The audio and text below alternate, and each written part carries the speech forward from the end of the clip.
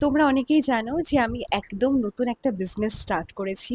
তো নতুন বিজনেস সবকিছু গুছিয়ে উঠতে এতটাই সময় লেগে যাচ্ছে, এতটাই বিজি হয়ে পড়ছি, যার জন্য যে মিনি ভ্লগের সিরিজটা আমি স্টার্ট করেছিলাম, ক্লিপস তো সেগুলোর নেওয়া আছে, বাট আমার এডিট করে পোস্টই করা হচ্ছে না।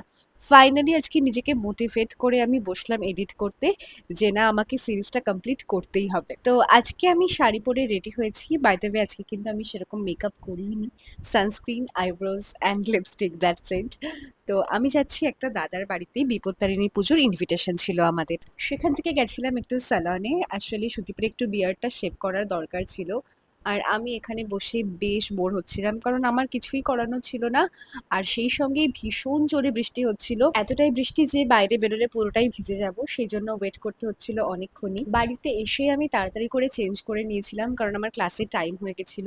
তো 1 ঘন্টা ওয়ার্কআউট করে একটু রেস্ট নিয়ে সবার জন্য চা বসালাম।